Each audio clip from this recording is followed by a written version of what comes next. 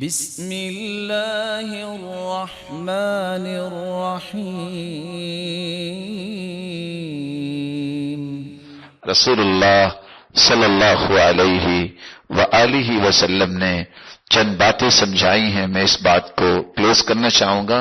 اس کے ایمان لانے کا فائدہ کیا ہے؟ سب سے پہلا فائدہ، حقیقی ایمان اس بندے پہ ہے جس کا تقدیر پر ایمان ہے۔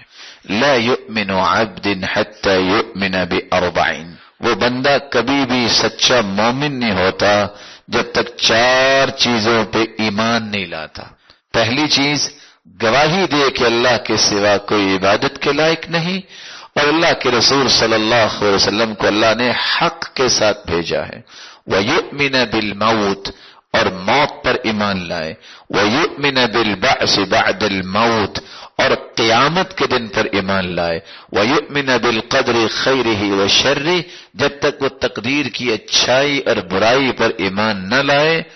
کلمہ اور اسی طرح موت پر ایمان، آخرت کے دن پر ایمان، تقدیر کی اچھائی برائی پر ایمان، جب تک چار چیزوں پہ ایمان نہیں ہوتا وہ حقیقی مومن نہیں بن سکتا۔ دوسرا، ایمان کی حقیقت کو انسان حاصل ہی اس وقت کرتا ہے جب وہ تقدیر پر ایمان لاتا ہے۔ ان لکل شیء حقیقہ، ہر چیز کی ایک حقیقت ہے۔ وما بلغ عبد حقیقت الایمان، اور بندہ ایمان کی حقیقت تک نہیں پہنچتا حتی یعلم، جب تک وہ یقین نہ کر لے انما اصابہ لم یکن لیخطئہ، جو اسے ملا ہے یہ مل کے رہنا تھا، اس کو دنیا کی طاقت کو روک نہیں سکتی۔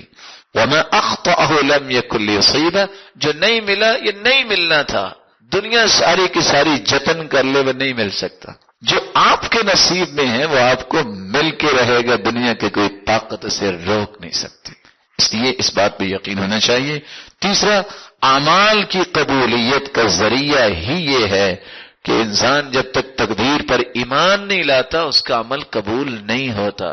یہ روایت صحیح الجامع کی غور سے سننے والی ہے۔ لو انفقت مثل احد ذهبا في سبيل اللہ، اللہ کی راہ میں اگر آپ احد پہاڑ جتنا سونا جو ہے وہ خرچ کر دیں، ما قبل اللہ منک، اللہ قبول نہیں کریں گے تم سے، حتی تؤمن بالقدر، جب تک تم تقدیر پر ایمان نہیں لاتے۔ اشہد ان لا